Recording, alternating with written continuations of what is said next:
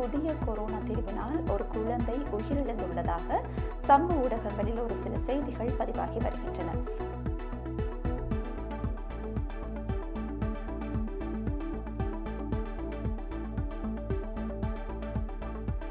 புத்தளம் தள வைத்தியசாலையை மாவட்ட வைத்தியசாலையாக தரம் உயர்த்துவது தொடர்பாக சில செய்திகள் வெளியாகியிருந்தது.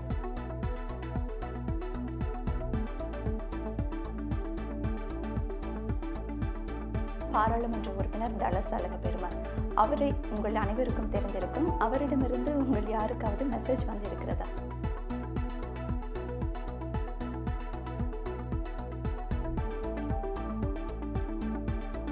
உலகில் முதலில் எடுக்கப்பட்ட புகைப்படம் என்ற ஒரு புகைப்படம் சமூக ஊடகங்களில் வெளியாகிறது. இதையும் உண்மை என நம்பி பலரும் சமூக வலைதளங்களில் அதனை பகிர்ந்து வண்ணம் இருக்கிறார்கள்.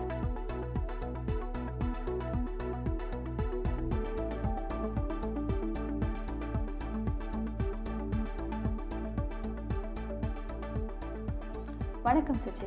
வணக்கம் சரண்யா. ஆமாம், கடந்த வாரத்தை போன்று இந்த வாரமும் சமூக ஊடகங்களில் போலியாக அதை போன்று தெரிவுபடுத்தப்பட்டு சில தகவல்கள் வெளியாகி இருந்தது. அதன் உண்மைத்தன்மையினை ஆராய்ந்து உங்களுக்கு வழங்குவதற்கு நாங்கள் தயாராக வந்துள்ளோம். அதன் அடிப்படையில் தான் சுஜி, இந்த வாரம் நாம் முதலாவதாக எடுத்துக்கொண்ட விடயம், அதாவது கொரோனா தொற்று தற்போது அதிகரித்துள்ளது. அதன் அடிப்படையில் புதிய கொரோனா தீர்வினால் ஒரு குழந்தை உயிரிழந்துள்ளதாக சமூக ஊடகங்களில் ஒரு சில செய்திகள் பதிவாகி வருகின்றன. அது தொடர்பாக நாம் ஆராய்ந்த போது உண்மையில் இந்த புதிய கொரோனா தொற்றினால இந்த குழந்தை உயிரிழந்தது. ஆமாம் சரண்யா, அதாவது இந்த புதிய கொரோனா என்பது இது ஆசிய நாடுகளில் பரவி வரும் ஒரு தொற்றாகவே காணப்படுகிறது. தற்போது இலங்கையிலும் ஒரு சிலர் இந்த தொற்றினால் பாதிக்கப்பட்டுள்ளதாக தகவல்கள் கிடைத்துள்ளது. எனினும் நாங்கள் இப்பொழுது பகிரப்படும் இந்த தகவல்களை பார்க்கும்போது புதிய கொரோனா தொற்றினால் அதாவது 1.5 மாத குழந்தை உயிரிழந்ததாக தெரிவிக்கப்பட்டிருக்கிறது. சில தகவல்கள் சமூக ஊடகங்களில் எல்பிட்டிய பகுதியைச் சேர்ந்த இந்த குழந்தை கராபிட்டிய வைத்தியசாலையில் அனுமதிக்கப்பட்டிருந்த வேளையில் இறந்துள்ளது. எனவே நம்ம கராபிட்டிய வைத்தியசாலையுடன் தொடர்பு கொண்டு உண்மையிலும் இந்த குழந்தை கொரோனா தொற்று, அதாவது புதிய திரிபு காரணமாகவா இறந்தது என்பது தொடர்பில் ஆராய்ந்திருந்தோம்.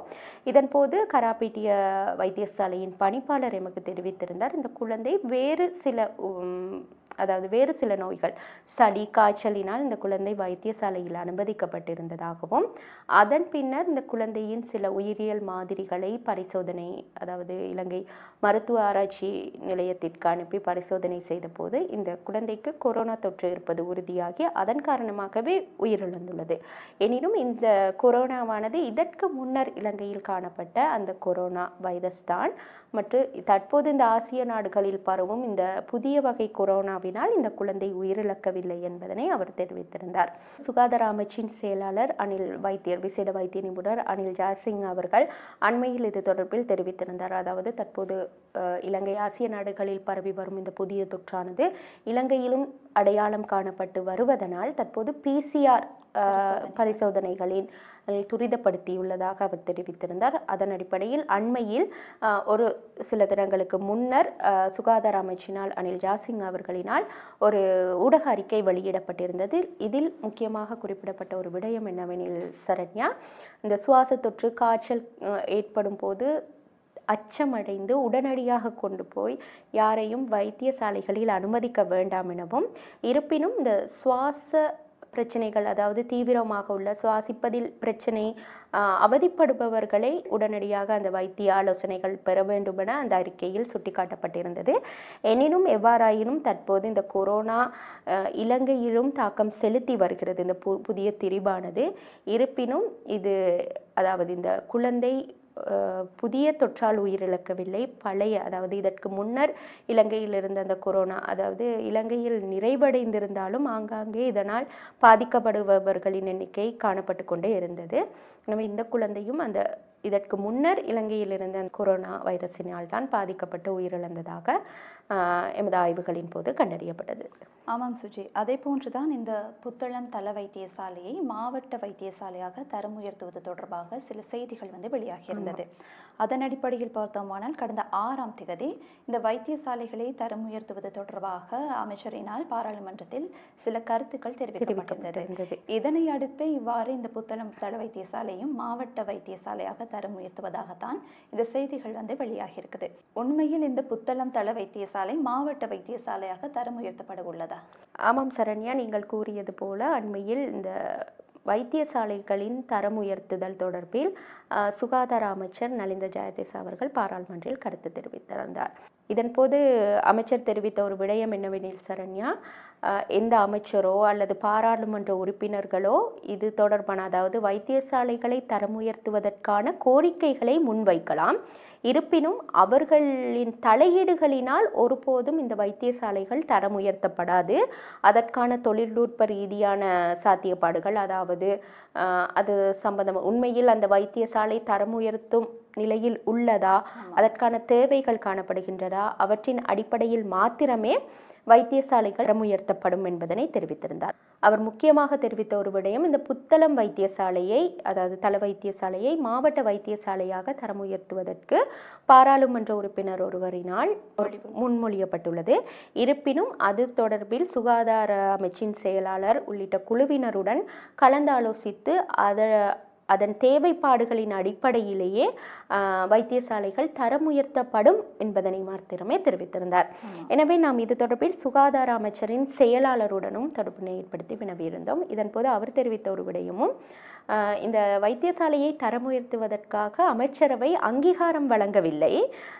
தற்போது இது ஒரு ஆலோசனை மட்டத்தில் தான் சென்று கொண்டிருக்கிறது. இதற்கான கலந்துரையாடல்கள் மாத்திரமே இடம்பெறுகிறது என்று தெரிவித்திருந்தார். எனவே நாம் இது தொடர்பில் புத்தளம் வைத்தியசாலையுடன் தொடர்பு கொண்ட போதும் அங்கிருந்து எமக்கு சரியான பதில்கள் எதுவும் கிடைக்கவில்லை. கடந்த 3ஆம் திகதி அமைச்சரவை தீர்மானங்களை அறிவிக்கும் ஊடகவியலாளர் சந்திப்பு இடம்பெற்றிருந்தது. இதனை ஆராய்ந்த போதும், அதாவது இது ஜூன் மாதம் 1ஆம் திகதி தான் இவ்வாறான தரம் உயர்த்துதல் தொடர்பான செய்திகள் வெளியாகியிருந்தது. எனவே அது தொடர்பில் உண்மையில் அமைச்சரவை தீர்மானங்கள் மேற்கொள்ளப்பட்டிருப்பின் அந்த 3ஆம் திகதி இடம்பெற்ற ஊடகவியலாளர் சந்திப்பில் அறிவிக்கப்பட்டிருக்கும். எனவே நாம் அந்த காணொலியை ஆராய்ந்த போதும் அவ்வாறான இந்த அறிவிப்புகளும் அங்கு விடுக்கப்பட்டிருக்கவில்லை. மற்றும் அரசாங்க தகவல் திணைக்களத்தின் இணையதளத்திலும் இது தொடர்பான அறிவிப்புகளும் விடுக்கப்பட்டிருக்கவில்லை. எனவே எமது ஆய்வுகளின் அடிப்படையில் இந்த புத்தளம் தள வைத்தியசாலையை மாவட்ட வைத்தியசாலையாக தரம் உயர்த்துவதற்கு தற்போது கலந்துரையாடல்கள் மாத்திரமே இடம்பெற்று வருகின்றது. எனினும் அதனை தரம் உயர்த்துவதற்கான எந்த ஒரு அமைச்சரவை அங்கீகாரங்களும் இதுவரை வழங்கப்படவில்லை என்பதுவே உண்மை சரண்யா. ஆம் சுஜி, அதே போன்றுதான் பாராளுமன்ற உறுப்பினர் டலஸ் அழகப்பெரும, அவரை உங்கள் அனைவருக்கும் தெரிந்திருக்கும். அவரிடமிருந்து உங்கள் யாருக்காவது மெசேஜ் வந்திருக்கிறதா? சுஜி, உங்களுக்கு மெசேஜ் எதுவும் வந்ததா? ஆமாம் சரண்யா, எனக்கும் அந்த மெசேஜ் வந்திருந்தது. என்ன தெரியுமா? ஆமாம், அதாவது பாராளுமன்ற உறுப்பினர் டலஸ் அழகப்பெருமவின் வங்கி கணக்கில் ஒரு சிறிய பிரச்சனை, அவருடைய வங்கி கணக்கில் என்று தெரிவித்து அவருக்கு ஒரு 1 லட்சம் ரூபாய் பணம் கேட்டிருந்தார். அவர் உங்களிடம்? என்னிடம் மாத்திரமல்ல, சிலர் அவருடைய கான்டாக்ட் லிஸ்டில் இருக்க சிலரிடம் கேட்டிருந்தாராம். சரியா?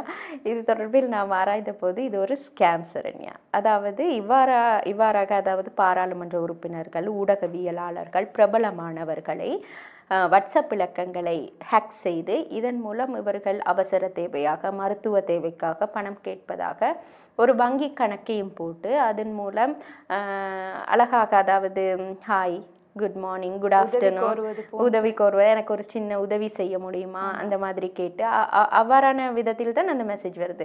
டலஸ் அழகப்பெருமவிடமிருந்து எங்களுக்கு ஒரு மெசேஜ் வருதானும் போதே ஒரு சந்தேகம் அங்கே எழ வேண்டும், இருக்க வேண்டும். இப்போ இது என்ன விஷயம் என்று பார்க்கும்போது, இந்த டலஸ் அழகப்பெருமவின் தொடர்பு, அதாவது கான்டாக்ட் லிஸ்டில் உள்ளவர்களிடம் இந்த இவ்வாறான ஒரு தகவல் போகும்போது உண்மையில் அவரை தெரிந்தவர்கள் இருக்கிறவர்கள் தெரிந்தவர்களாக தான் இருக்க. ஆமாம், அப்ப அந்த மாதிரி சந்தர்ப்பத்துல இப்ப டலஸ் அழகப்பெரும மாதிரி ஒருத்தரோட கான்டாக்ட் லிஸ்ட்ல கொஞ்சம் பிரபலமானவர்கள், அந்த அவரோட வட்டாரம் கொஞ்சம் பெருசா இருக்கும். ஒரு சாதாரண குடிமகனுக்கும் இது போனதுனால தான் இது வெளியில வந்தது. இல்ல அவரோட கான்டாக்ட் லிஸ்டுக்குள்ளே இது போயிருக்கும் பட்சத்துல யாரும் என்ன நினைக்கிறதா, சில வேளை இவருக்கு தேவை இருக்கலாம், நாங்கள் காசு போடுவோம் அப்படின்னு நினச்சிருக்கலாம். சாதாரண ஒரு குடிமகனுக்கு போகும்போது இப்போ எங்களை மாதிரி ஒருத்தவங்களுக்கு வந்துச்சுன்னா 1,00,000 ரூபான்றது ஒரு பெரிய காசுன்னு நினச்சிட்டு நாங்கள் அதை யோசிப்போம். இன்னொன்று அலக பெருமை எங்கள்கிட்ட கேட்குறாரா அப்படின்றது வரும். இது தொடர்பாக நாங்கள் வந்து சர்ட் நிறுவனத்துடன், இலங்கை சர்ட் நிறுவனத்துடன் இணைந்து பல விழிப்புணர்வு காணொளிகளை மேற்கொண்டிருக்கோம். அதனை நீங்கள் எங்களோட வாட்ஸ்அப் சேனலுக்கு போனால் பாஸ்வேர்ட்னா எப்படி நீங்கள் ஒரு பாஸ்வேர்டை வச்சுக்கணும், மற்றது இந்த வாட்ஸ்அப்பில் வந்து 2 ஃபேக்டர் ஆத்தென்டிகேஷன் அப்படின்னு சொல்லி ஒன்று இருக்குது, அதை நீங்கள் எப்படி செயற்படுத்தணும், இது தொடர்பான விரிவான தகவல்களை வந்து நீங்கள் factors.tamil யூடியூப் சேனலுக்கு நீங்கள் போனீங்கன்னா அது தொடர்பான விரிவாக தெரிவித்த காணொளிகள் வந்து அங்கே இருக்க உங்களுக்கு பார்க்கக்கூடியதாக இருக்கும். அந்த வகையில் இது வந்து ஒரு ஸ்கேம் அப்படின்னு சொல்லி எங்களோட ஆய்வுகளின் போது உறுதியானது சரண்யா. அதே போன்றுதான் சுஜி, தற்போது இது ஒரு சுவாரஸ்யமான விடயம். அதாவது முதலில் எடுக்கப்பட்ட புகைப்படம் என்ற ஒரு புகைப்படம் வந்து சமூக ஊடகங்களில் வெளியாகிறது. இதையும் உண்மை என நம்பி பலரும் சமூக வலைதளங்களில் அதனை பகிர்ந்த வண்ணம் இருக்கிறார்கள். உண்மையில் நாம் மேற்கொண்ட ஆய்வுகளின் அடிப்படையில் இந்த புகைப்படமா உலகில் முதலில் எடுக்கப்பட்ட புகைப்படம்? ஆமாம், அதாவது இந்த புகைப்படத்தை நாங்கள் கூகுள் ரிவர்ஸ் இமேஜ் தேடுதலுக்கு உட்படுத்திய போது சரண்யா, இது 2016ஆம் ஆண்டு டெய்லி மெயில் இணையதளத்தில் இந்த படத்துடன் ஒரு செய்தி வெளியாகி இருந்தது. அதாவது இந்த செய்தியில் தெரிவிக்கப்பட்ட ஒரு விடயம் என்னவெனில், இந்த புகைப்படமானது வியட்நாம் போரின் சின்னமாக கருதப்படும் ஒரு புகைப்படம் என தெரிவிக்கப்பட்ட, அதாவது நேபாம் குண்டுவீச்சு தாக்குதலுக்கு இலக்கான அந்த ஒரு கிராமத்தில் இருந்து குழந்தைகள் கதறி அழுதபடி ஓடி வருகின்றதை அந்த புகைப்படம் காட்டுகிறது. இந்த புகைப்படமானது 1972ஆம் ஆண்டு நிக் வுட் என்பவரால் எடுக்கப்பட்ட ஒரு புகைப்படம். இது மிகவும் இந்த புகைப்படம் பிரபல்யம் அடைவதற்கு அந்த காலங்களிலாக இருக்கட்டும், அதன் பின்னராக இருக்கட்டும் காரணம், இந்த புகைப்படத்தை நீங்கள் இப்பொழுது பார்த்தால் அந்த புகைப்படத்தின் நடுவில் ஒரு சிறுமி ஒருவர் 9 வயது சிறுமி ஓடி வருகிறார் ஆடைகளின்றி. அந்த சிறுமியை வைத்துதான் இந்த புகைப்படம் பெரும் பேசு பொருளாக அமைந்தது. நேபாம் கேர்ள் என்றே இந்த புகைப்படத்தை அழைக்கிறார்கள். நீங்கள் சாதாரணமாக நேபாம் கேர்ள் என்று சர்ச் செய்தால், கூகுளில் சர்ச் செய்தால் இந்த புகைப்படம் தான் வரும். ஆனால் இது வந்து உண்மையில் 1972ஆம் ஆண்டு எடுக்கப்பட்ட புகைப்படம். முதலில் எடுக்கப்பட்ட புகைப்படம் 1826ஆம் ஆண்டு எடுக்கப்பட்டிருக்கிறது. ஆனால் இந்த புகைப்படமானது 1972ஆம் ஆண்டு எடுக்கப்பட்ட புகைப்படம். அப்பொழுது நாங்கள் பார்க்க வேண்டும் உண்மையில் எந்த புகைப்படம் முதலில் எடுக்கப்பட்டது என்பதனை. ஆமாம், அது தொடர்பில் நாம் ஆராயும் போது நீங்கள் இப்பொழுது பார்க்கும் ஒரு புகைப்படத்தை பார்ப்பீர்கள். இந்த புகைப்படம் தான் முதலில் எடுக்கப்பட்ட புகைப்படம். அதாவது நைஸ்ஃபோம் நீவ்ஸ் என்ற ஒரு பிரெஞ்சு விஞ்ஞானியினால் 1826ஆம் ஆண்டு எடுக்கப்பட்டிருக்கிறது. இவர் வந்து அவரது வீட்டின் மேல் மாடியிலிருந்து ஜன்னல் வழியாக தெரிந்த ஒரு காட்சியை புகைப்படமாக எடுத்திருக்கிறார். இந்த புகைப்படத்தை எவ்வாறு அழைக்கின்றார்கள் என்றால் view from the window at Le Gras என்று தான் இந்த புகைப்படத்தை அழைக்கிறார்கள். இந்த புகைப்படம் தான் உண்மையில் முதலில் எடுக்கப்பட்ட புகைப்படம் என்று தெரிவிக்கப்படுகிறது ஆய்வுகளில். ஆனால் நாங்கள் இந்த சமூக ஊடகங்களில் பகிரப்படும் புகைப்படமானது வியட்நாம் போரின் போது எடுக்கப்பட்ட ஒரு புகைப்படம் 1972ஆம் ஆண்டு என்பது உறுதியானது சரண்யா. ஆமாம் சுஜி. ஆகவே சுஜி, இந்த வாரம் இது போன்ற விடயங்கள் வந்து சமூக ஊடகங்கள் வாயிலாக திருப்பிப்படுத்தப்பட்டு அதை போன்று போலியாக வெளியிடப்பட்டிருந்தது. இது போன்ற விடயங்கள் உங்களது தொலைபேசிகளில் நீங்கள் பார்க்கும்போது உங்களுக்கும் வரக்கூடும். ஆகவே இது தொடர்பான விடயங்களின் உண்மைத்தன்மையை அறிந்து கொள்ள வேண்டுமானால் நீங்கள் எங்களை அழைக்கலாம்.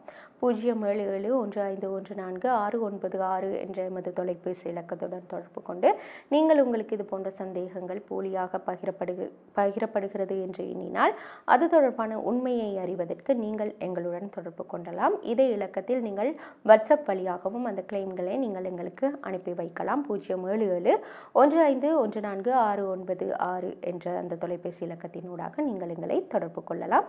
அது மட்டுமன்றி நாம் இப்போது தெரிவித்த விடயங்களை தாண்டி இன்னும் பல உண்மை சரிபார்ப்பு கட்டுரைகளை நீங்கள் factors.srilanka என்ற எமது இணையதளத்திற்கு செல்லும் பட்சத்தில் உங்களுக்கு பார்க்கக்கூடியதாக இருக்கும்.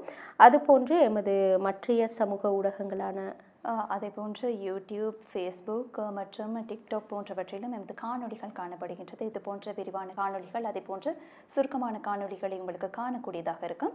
அதே போன்று எமது வாட்ஸ்அப் சேனலினை நீங்கள் சப்ஸ்கிரைப் பண்ணி வைத்துக் கொண்டால் இது தொடர்பான விடயங்களை உடனுக்குடன் உங்களால் அறிந்து கொள்ளக்கூடியதாக இருக்கும். ஆகவே மற்றும் ஒரு நிகழ்ச்சியில் மீண்டும் சந்திப்போம். வணக்கம்.